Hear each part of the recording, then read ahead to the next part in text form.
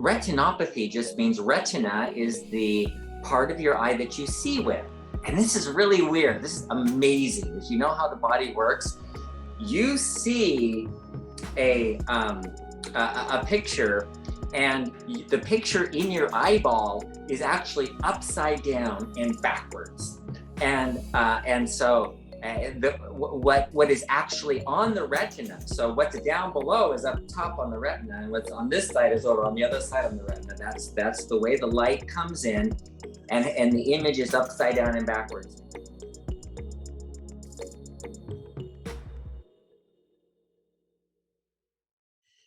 We are joined by Dr. Saunders today. I'm excited that you guys are here. We're going to talk about some really good information concerning our eyes.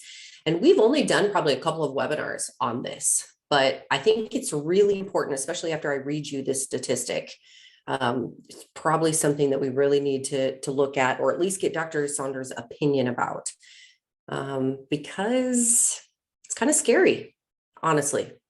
And if you're on this webinar, I think it's not by chance. So we're gonna chat about some of this. We're gonna take your questions, and those of you who are on Zoom, you can actually post your questions in that Q&A. That's the best place for us to manage those. Facebook, YouTube, comment in the chat there, or in the comments. We'll do our best to get to those. And say hi when you guys hop on. We want to know who's here. So you can do that in the chat. Say hi, or let us know where you're tuning in from. That's always kind of our favorite part. So. Before we get started, just want to let you know you are watching the Fixed Blood Sugar webinar. So if you were hoping to learn more about home building, this is the wrong webinar. This one, we are going to talk about type 2 primarily, and we will take your questions about that.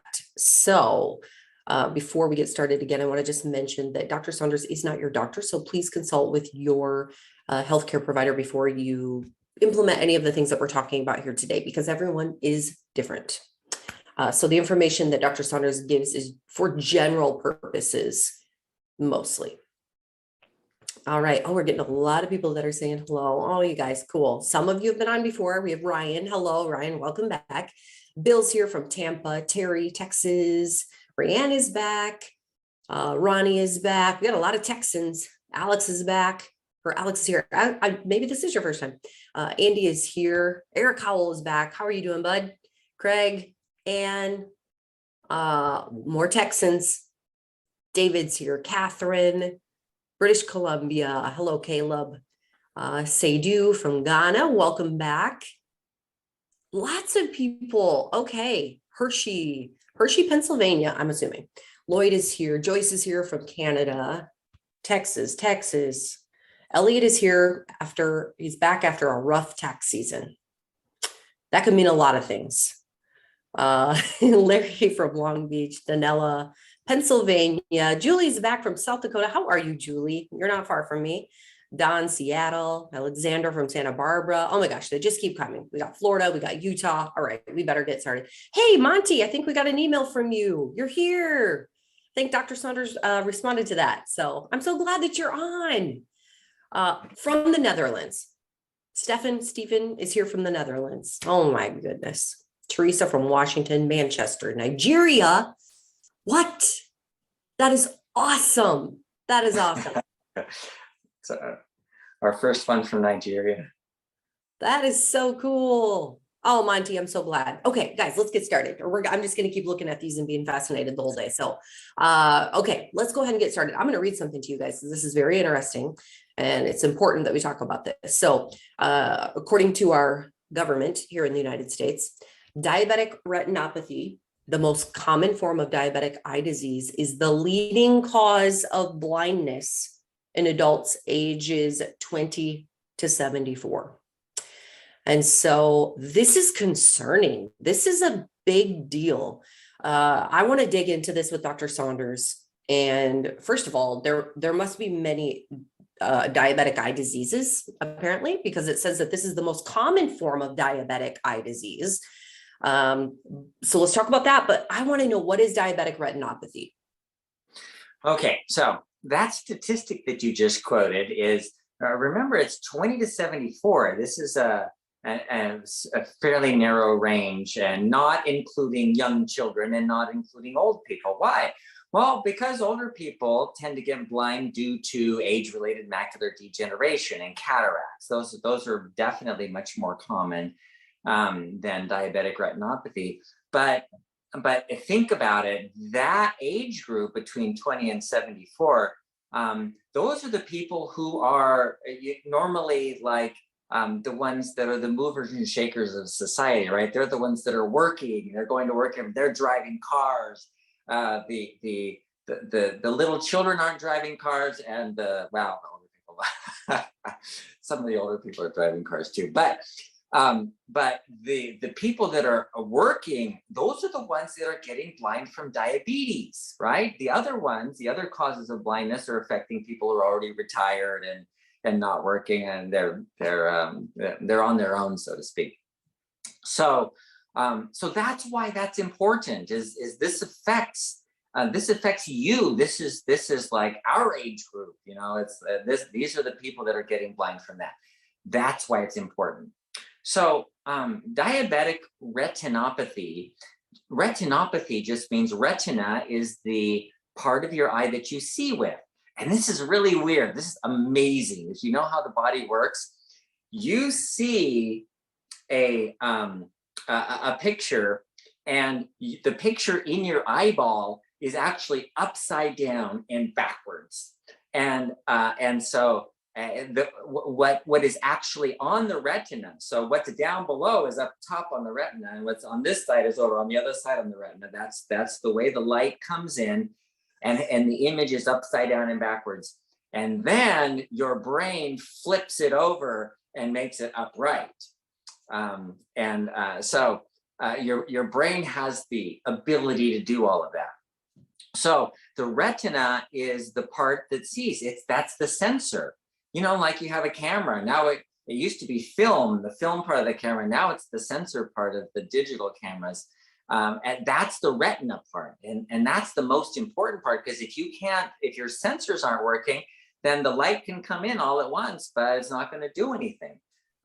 With cataracts, it's different. Your sensors are working just fine, but the lens is clouded. So, so the light coming in is all blurred, and you can't make out images because the lenses are clouded. So the light isn't coming in properly.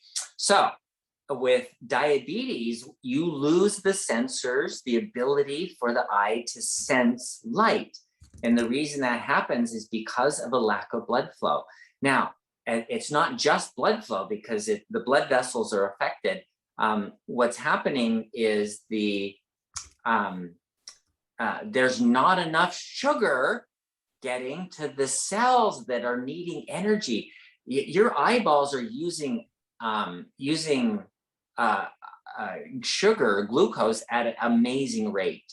That's just like, they're just pumping through in order for you to see, and to see all the colors, and for this constant changing vision. You know, all these constant changes being made are using energy every single time, because the energy has to be used to send the impulse into the brain to say, oh, I see a little blue spot over here. I see this whole wall is blue, and that little thing over there. The brain has to then interpret all those signals that are coming from the retina, and that's what we see as something. There's just so many more amazing things. I could go on and on about this. But in diabetes, what happens is you're not getting enough glucose to there. So there's two different types of diabetic retinopathy. One where it's just kind of dying. It's like shrinking down, and you're losing, and the retina cells, the rods and the cones are getting fewer and fewer. Your blood vessels are getting fewer and fewer, and things just aren't working very well. And the other kind is called proliferative, where it's making a whole bunch of blood vessels and everything. One is the ones that's proliferative tends to be inflammatory, and the ones that's shrinking is just from not giving enough energy to the cells. So how do we deal with that?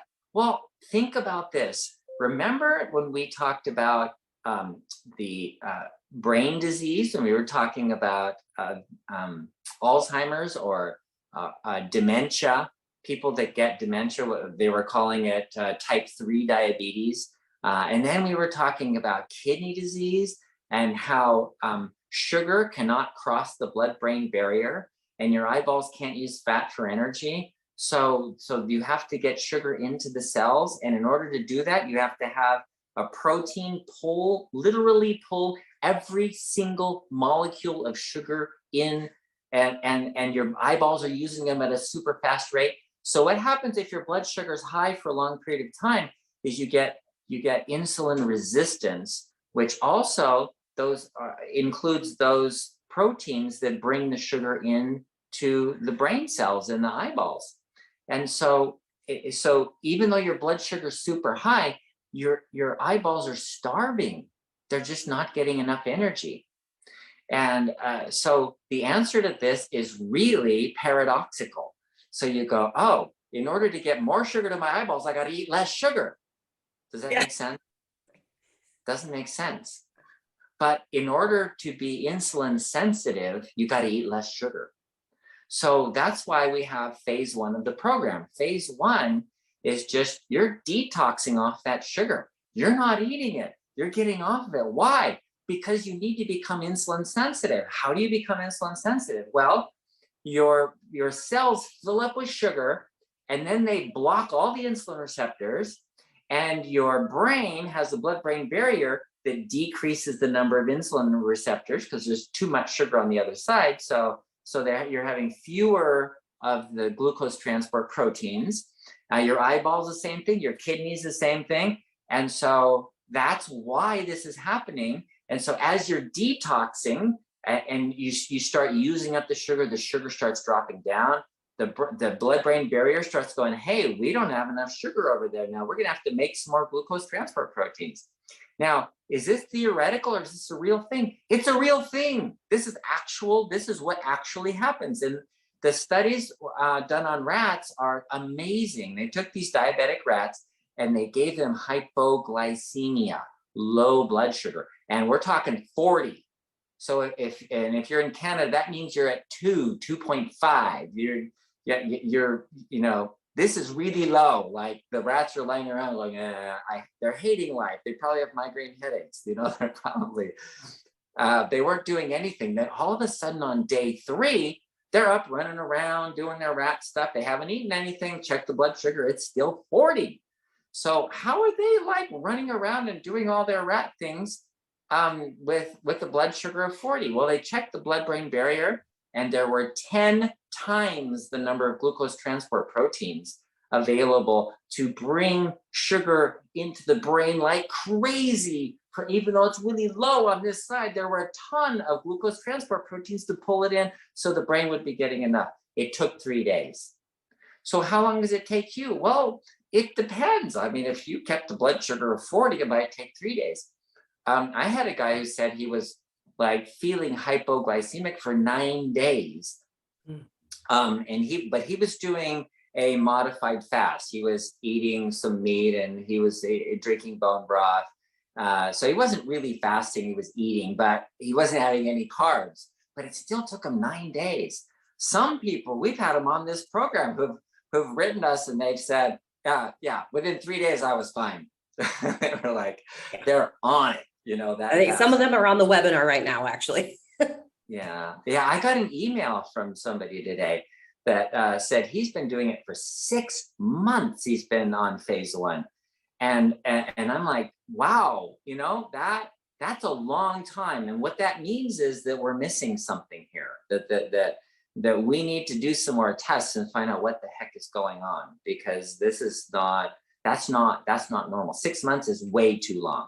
And it shouldn't take that long. So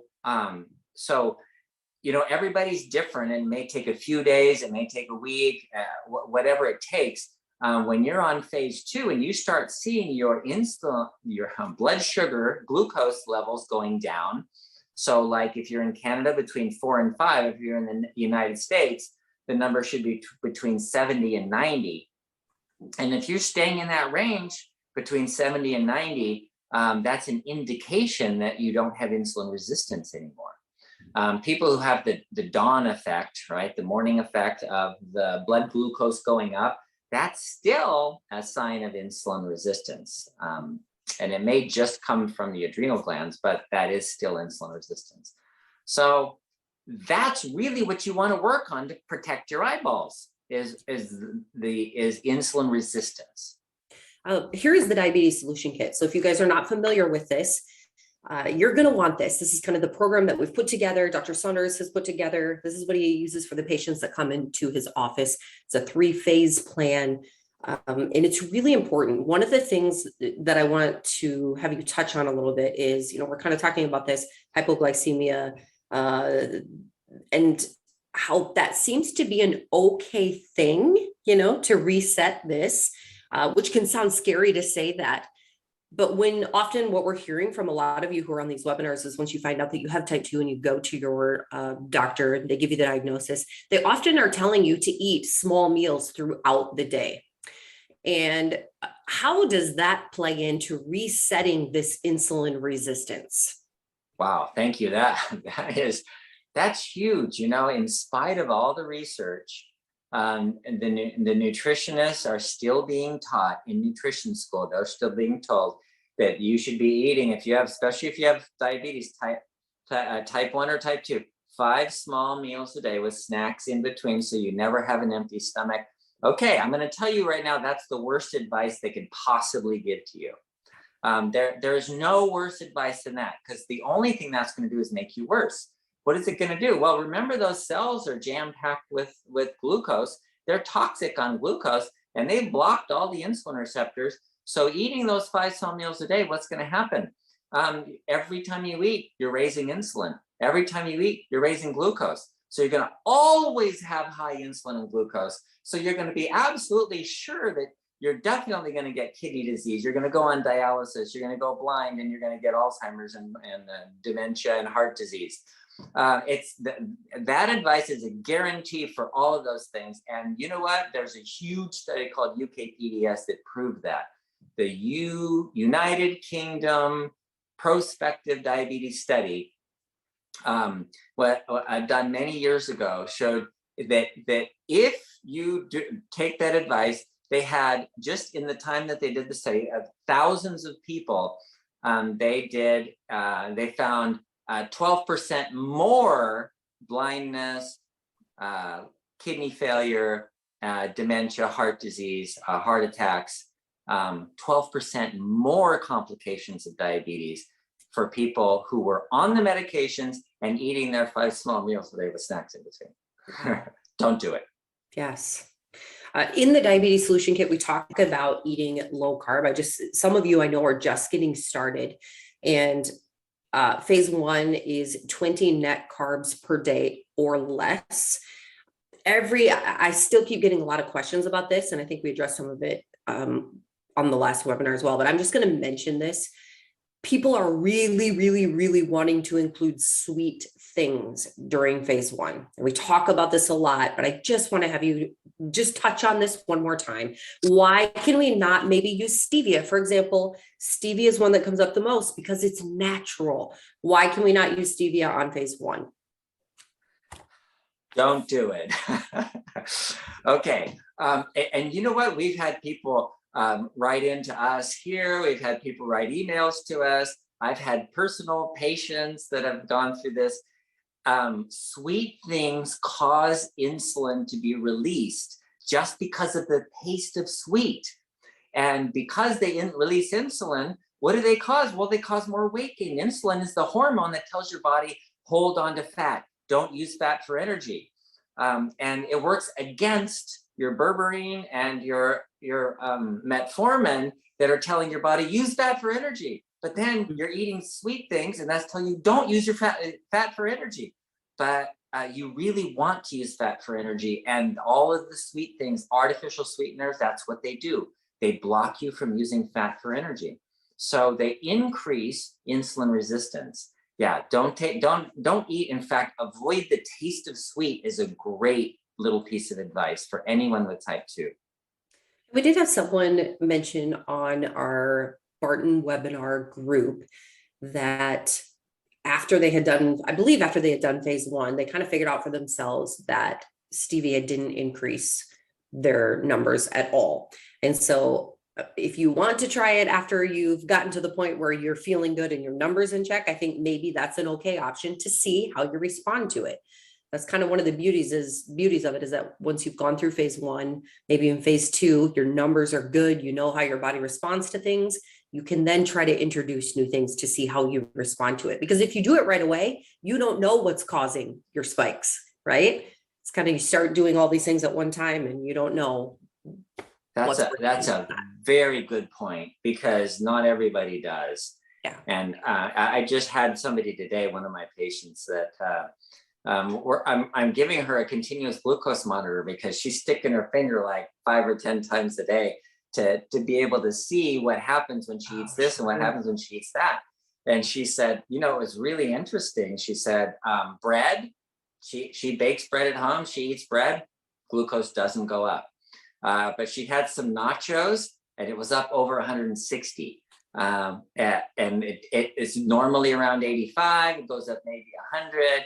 105, with other kinds of foods, but certain things just like drive it up. And for her, it's different, like bread. And she's tested it several times, many times, and bread does not seem to make it go up. Wow, that's kind of a fun discovery, I would say. Yeah. That's what everyone wants to discover, right? For me, I love bread. So I know. We do have some people that are using low carb type of breads and stuff like that. If you got to decide that for yourself, I think some of those have crazy ingredients in them. But there are a lot of those options out there. We also had someone who could not do sugar-free gum. It would increase their blood sugar, but if they had juice, it was fine. So I like it, think of it as just a really fun experiment. You're hacking your body to see how your body works. And if you can look at it that way. That's where the good about having a continuous glucose monitor. I think those are so much fun, and I would totally get one. I know. You can get them without a prescription, and it's not that hard. Let's see. What do you suppose that does cost? Oh, it's like the ones without a prescription, continuous monitoring, like all month long, was like $158 for a membership, and you don't have to have a prescription. If you get a prescription, your insurance covers it, then that's a covered benefit, and that's fine. Interesting. Okay, cool. All right, let's see. John is asking, can most cataracts be removed with surgery? Cataracts, yes. Cataracts generally pretty easy to remove. So there's a part of the lens in the eye. It's the central part of the lens, and it gets hardened and gets clouded. And part of the reason it gets clouded is the oxidation from ultraviolet light coming in your eyes. But if you're eating a lot of antioxidants, you can actually prevent that from happening. So it's not a guarantee that everybody's going to get cataracts, and it's not guaranteed everybody exposed to sunshine in their eyes is going to get cataracts. There's a lot of factors that go into that, protein, for example, and inflammation in your body generally, and how much antioxidant potentially you have in the body. So then it clouds, and they can just take that capsule, they could just take the central part of it out and then put a little plastic one in, and you're good. And people see well. It's amazing. I have so many people that go, wow, I can see. And they're just amazed because they're like trying to read things and they can't. Yeah, that's amazing. Yeah. Lloyd said that he has seen some watches that are being advertised that they give you current blood sugar numbers without finger pricks. Is that possible? Do they work? Yeah, the ones, the CGMs that they you poke into the arm, it actually has a little teeny needle in it that just goes into the subcutaneous tissue. These watches are using the sweat, what's coming out of the sweat glands, and measuring it there. I don't know. I haven't read anything whether they're accurate or not. When they were just talking about using them, They said that it's not an accurate way of looking at the blood sugar, the blood glucose. But I don't know, maybe they've improved on them now. I don't know. Interesting. Okay.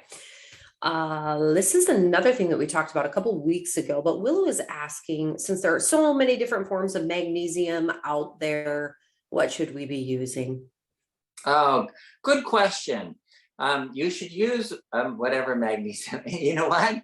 I've looked at it. I've looked at the research, and yes, you do get better absorption. 20% better absorption if you take this chelated form of magnesium. And it's like a so what thing. It's not a big deal. So you could take, you could take any form of magnesium. You could even put the magnesium oil spray. We have that available. You can put that. That's absorbed through the skin.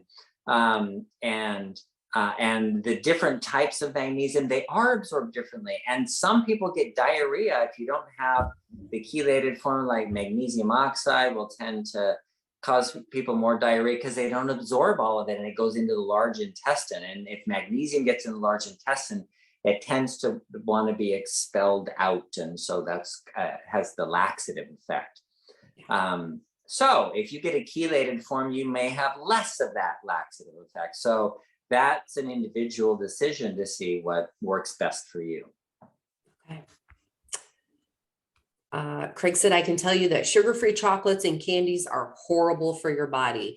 You know what? Actually, I find that a lot of those have sugar alcohols in them. Yeah. What is that exactly? A sugar alcohol is like a glucose molecule with an alcohol on it. And it's the OL, it's the O, an oxygen with a hydrogen on it, OH, that's attached onto it. And so because it has that OH, that oxygen and hydrogen attached to it, it doesn't, the body doesn't use it as energy. It doesn't even see it as a molecule of glucose. So it gets excreted, and actually there's you can use them for laxatives because they'll go down into the intestines and cause a laxative effect. For the same reason. I can attest to that. I've tried them before, and that is what happened. So yeah. Ronnie said, I've had cataracts in both eyes and then a detached retina. Best to prevent having cataracts. Yeah, exactly. So there are, for people who have early cataracts, there's eye drops you can get over the counter. Just about any pharmacy has them. I've found them in a lot of pharmacies. It's eye drops called Can-C. It's CAN-C. So Can-C eye drops have carnosine in them, which is actually amino acid coupled. And it dissolves early cataracts. If you wait too long, don't expect you're gonna, if you have 70% block, cataract cloud, it's not going to clear up your eyeballs. But I've had it where it's prevented people from progressing, and they've even regressed a little bit. So they do work. I've seen it work. So as long if you catch it early. So if you see your eye doctor and he says, yeah, you have 20%, or she says you have 20% cataracts. Let's wait until they're 50%, and then we'll replace them with plastic lenses. And then you don't say anything. You just secretly go over to the pharmacy and get the Can-C eye drops and start using them daily. All right. Tim said, what is your take on the liver and type 2? What would be your best self-management and testing advice? Okay, so with type 2, it's very common to have what we call fatty liver disease. Fatty liver disease is the damage that's done to the liver. So it means the cells are dying in the liver, and everybody has liver cells dying. That's not the terrible part. It's that they're dying at a faster rate and they're turning to fat. So you get all this fat, all the glycogen and everything is turned to fat. And there are a lot of different reasons for it, but one of the main reasons is toxicity. So any drink, one little sip of alcohol causes fatty liver disease. Well, you're not going to see that with one drink. You're just going to have a few of the cells are dying. But if you drink continuously, then they can actually test for it, and you end up with cirrhosis, where your fatty liver disease is getting scarred down because of all the damage that's being done to the cells. Well, in type 2, we often see that, and it's generally from fructose. Fructose is not sugar. It's not burned like sugar. It's actually burned like fat, and it's like made into fat. And so the liver will often get fatty liver from high levels of fructose.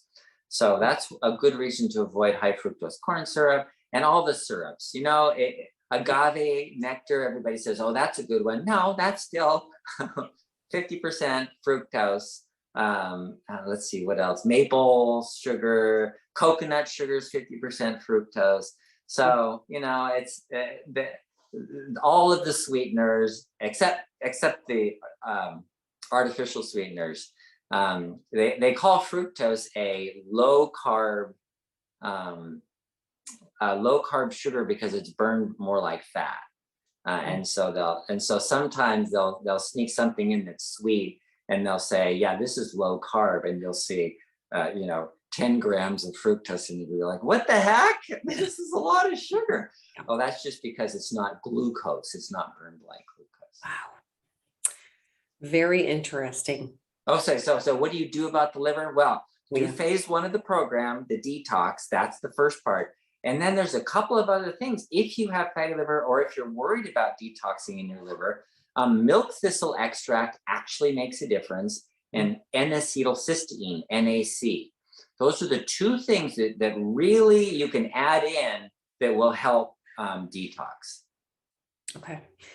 Again, guys, this diabetes solution kit you can find at bartonwebinar.com. You'll find a list of all of our supplements, a link to our YouTube channel. You can purchase this. You can also use the code webinar25. Now that is one word, and you will save 25% on anything that you purchase there, just so that you are aware. Okay, lots of good questions coming in, you guys. I appreciate this. Mark says, I have negotiated with my doctor since I started Synachroma, and he allowed me to stop metformin. My blood sugar has risen to above 120 at night and above 130 in the morning. What am I doing wrong? I'm still taking the Synachroma. Okay. It may not be the Synachroma. You might want to add berberine, but the key is not that the Synachroma is not supposed to lower your blood sugar. That's not its purpose. Its purpose is to provide the nutrition so that you can use glucose properly in your body. And the way you lower the blood glucose is by eating less. So going on phase 1 is actually the best way to get your glucose down. Dr. Saunders, this is from Eric. Dr. Saunders says, if it's sweet, retreat. But Dr. Saunders, he says, that's tough to do, man. I ain't lying. I ain't lying. I get it. Dr. Saunders used to chew gum that he would find under the park bench, so he can relate. Hey, you said it on the webinar, so I can say it. I did stuff like that. I was a kid, I've repented. Doesn't do that anymore, at least not usually. Not very often. That's good. Okay. So I kind of opened up this can of worms on the low carb breads. Terry is asking, what about keto bread? Is that okay? Well, keto bread, same kind of thing. Most of keto bread is a high fiber and then protein. So if you take fiber, and I've done this in making gluten-free muffins, for example. I've done this where you take something that's high in fiber, and so like a nut meal, like almond flour or something like that, and then you put a bunch of eggs in it, and eggs is a protein. Why? Well, gluten is a protein, and so gluten makes things stick together. Well, eggs kind of do the same thing. They make things stick together so that the bubbles aren't going to just bubble out, that they'll stay in there and make the actual bread rise. So that's essentially what they do with this keto bread. They use a protein like egg, and then they put a bunch of fiber in it. And so they could use anything, cellulose fiber, cardboard, and they just put it all in there. If you've ever had the what did we have the other day? Cauliflower pizza crust. And it's kind of like cardboard. And they put egg in it so that it sticks together, and then they use the cauliflower thing. And but it was pretty good. I mean, It's just it's the transport protein to get you the other good stuff. That's what I would tell myself. The only reason you're eating it is just to taste the sauce and the cheese and whatever toppings. So then when you're eating keto bread, just count the carbs. If you have, 1 gram of carbs per slice, there you go. That's only 1 gram. And that's fine. And also think about too, you're on this journey to fuel your body well. Not everything that's in those products is good. So you got to make those decisions. Like if you're really craving the keto bread, eat it. Maybe not for every meal, So you just got to kind of think about that. Think about what you're putting in your body. John says carb-friendly tortillas. Yahoo. There you go. Same thing. High fiber. Yes. Just to transport protein to get the other good stuff in your mouth. Okay. Julie says, my doctor won't let me have a continuous monitor. And I've heard this before. Why is this? I don't know why the doctor wouldn't want you to have it, but the insurance companies are saying, well, if you don't have type 1 diabetes with fluctuating blood sugars, if you have type 2 diabetes, and it goes up and goes, kind of just stays up all the time, then you don't need that kind of a monitor to see whether it's 500 or 50, goes 300 to 20, those people need a continuous monitor. And people with type 2 who are just always 150, 200 all the time don't need that. So, but I would argue with the doctor and say, look, I'm planning on getting my blood glucose down to normal, and that means between 70 and 90. And I don't want it to go to 50 all the time. And so I want to be able to keep it in the normal range. And I want to see what affects my blood sugar. Like the woman I was telling you about just today, she was my patient today. And we discussed it, and she said, look, I can eat bread. It doesn't make it go up, but those nachos, they had a huge effect on it. And so there's an ability to modify your diet when you know the answer of how that specific thing affects you. A couple different questions here about a continuous glucose monitor. How do you get one? If you can't get the prescription, where's the free one? And I actually found that link, Dr. Saunders, that you had in the email that you had sent earlier today. Oh yeah. It's called Veri, VERI. Yeah, VERI. Yeah, that's it. So I'm going to post this in the chat just so that you guys have access to look at it and see if that's an option for you. But it is a membership type based thing, it looks like. And that might be an option for some of you.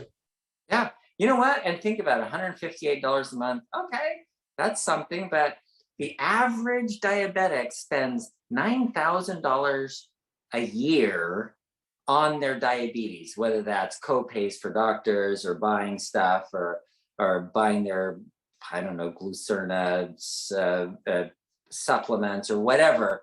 But the report was like $9,000 a year. And so if you think about, an extra $158 a month so that you can not have diabetes, heck, I would do it. Right. And to learn more about your body in general. I mean, that's fun. Okay. Oh, this is a good question from Larry. I told my doctor I wanted a C-peptide test done, and she said, okay, so that is ordered. What test result number am I looking for? Well, you want it to be around 1 on a fasting specimen. You don't want it to be above 3. If it's between 1 and 2, that's okay. If it's over 2, that's getting a little on the high side. So just to give you an idea, like 0.8 to 1.2 on a fasting specimen would be really good numbers. And 1.8 range is a little on the high side. If you're over 3, that's a lot of insulin. So just to give you an idea where those numbers are. Okay, Larry also says that my doctor wants me to take a weight loss shot. In my research, I seem to find these 3 Any thoughts, good or bad, about these? Ozempic, Ozempic, yeah. and Mounjaro. Yeah, they're Manjaro. They're peptides. Well, it's a peptide. It's the same thing, actually. And what the peptide is insulin, for example, is a peptide hormone also. So this is just another kind of like injecting insulin. And what it does is it causes these peptides cause you to release more insulin, so it lowers your blood sugar, and at the same time, it slows down. At the same time, it slows down the stomach emptying. So if your stomach is if you're still feeling full, then you're not going to be hungry, and that's why people lose weight, because they don't eat as much. So because they're not as hungry. So if you can tolerate hunger, it's better not to take it. I have prescribed it a few times. I think three or four people I've prescribed it for, and they one of them did well, one of them it didn't help at all, and the other one is still in the process. I don't have a lot against them, but if you look at the risks, there are risks, and I clearly, before I prescribe it, I tell people, look, it can stop your stomach from working. You can get what's called gastroparesis, where every time you eat, you just get nausea because nothing moves through. So it's like having chronic morning sickness all the time. And there may be no end to that. So it's not ideal. And also it makes you more insulin resistant. So because it causes you to make more insulin. So it's not a long-term solution. I don't think it's a long-term solution. Be better to start with the diabetes solution kit first. Absolutely. That's the answer. Yes. Okay, so here, a question from Linda. What are the normal test ranges for blood glucose monitoring? And what is the normal test for A1C? Okay, for blood glucose monitoring, normals between 70 and 90. A1C, the optimum place to be is 5.0. But if you're 5.2, 5.4, that's okay. If you're 4.8, that's okay too. But right around 5.0 is optimum for hemoglobin A1C. Okay, interesting question here. So this is good. We talk a lot about these artificial sweeteners and how they're not good to use during, phase 1 and et cetera, because of what they can do to the body. So someone is asking, what about raw sugar? Yeah, raw sugar just means it's less processed than the highly processed white sugar. Nevertheless, it is still a problem. It's still sugar. Trying to get rid of sugar. The goal is still to get rid of sugar. And remember, anything that's sweet is an issue. Yeah. Okay. Let's see here.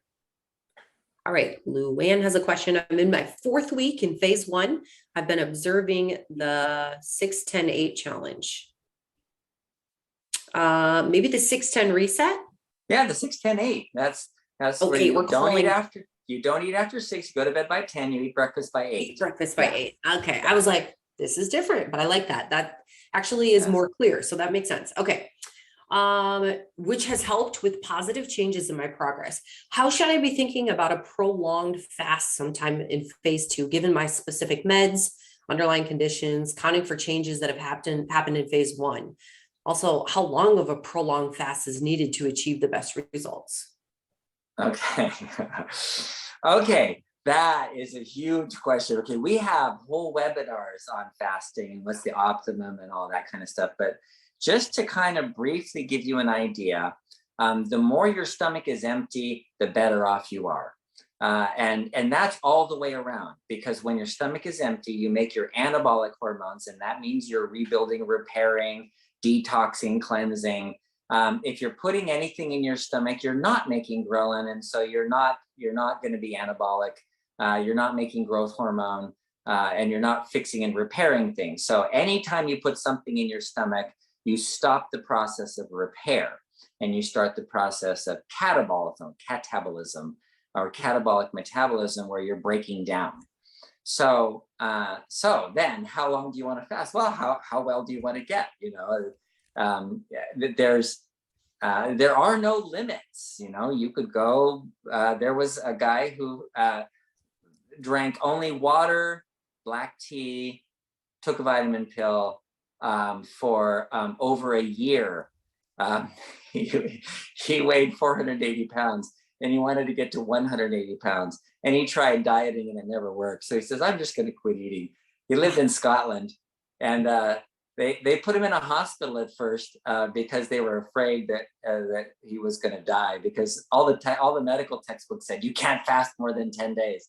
Well, he holds the record for fasting. I think it's 390 days or something like that.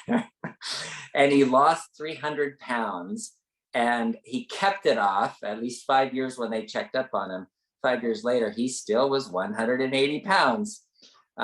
So fasting is a good way to repair your body, to reverse diabetes, to reverse insulin resistance, to become more insulin sensitive, to prevent Alzheimer's disease, to prevent kidney disease, to reverse heart disease. I told you the story of the guy, 30 days drinking water only, and completely reversed his heart disease from the point of getting chest pain walking 10 feet to playing a full game of tennis with no chest pain, no heart disease, no problems at all.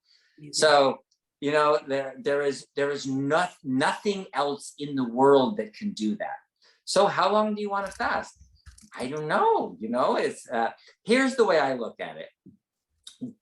Don't fast more than getting to your ideal body weight. So if your ideal body weight is 130 pounds, don't go to 120 pounds. Fast until you're 130 pounds and then start eating. And then, this is what I do. I fast until I'm about 150 pounds. And then I go normally and I weigh myself periodically. And today I was 157. When I get up to 160, I'll fast for 7 days, whatever. And that generally gets me to around 150.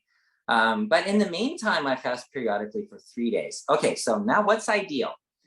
3 days of water only gets you to the point of reversing from doing carb burning metabolism to fat burning metabolism. It takes 3 days. And that's, remember, the rat study that I talked about. Then the other thing is Dr. Longo, Walter Longo at USC did a bunch of research on this. And he has a 5-day fast. So the optimum, though, is 5 days. So it takes 3 days to get to switch your metabolism. But then you get the 2 days of benefit of the increased metabolism. And then after that, the benefit kind of wanes, and you're burning fat, but you're not changing your metabolism. You're not getting any added benefit out of that. So if you did what generally what I do is 3 days once a month, and that works really well. But if you wanted to do a long-term fast, go for it. Read a book. All right. Willa says, I'm using a small piece of fruit for my carbs instead of any types of grains. Is that a good idea? Also, I heard that a kind of bacteria in our body makes us crave sugar. And if you don't eat it for a month, they die and we don't get the craving. What do you think? I wonder about that, because that's actually possible. I used to crave sugar, like I said, like crazy. And now sweet things don't have as much draw, and after I eat them, I'm going, that was not good anyway. It wasn't worth it. Or some things are just too sweet,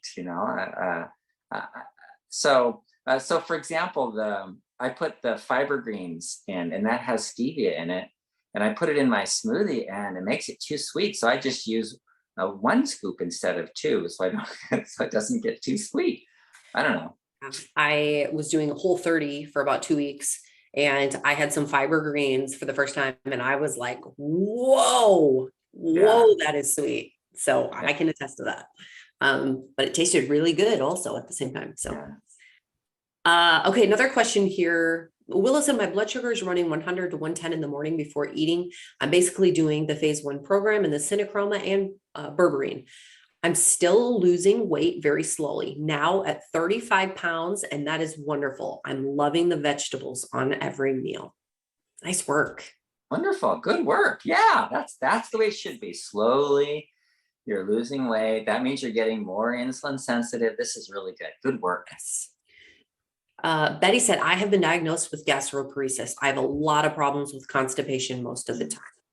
I'm sorry. Yeah, that's hard. That's really hard. See, and you don't want that. And that's one of the side effects of Ozempic. And so I kind of worry about that when before prescribing, I'm going like, you don't want this. And they go, I really want to try this.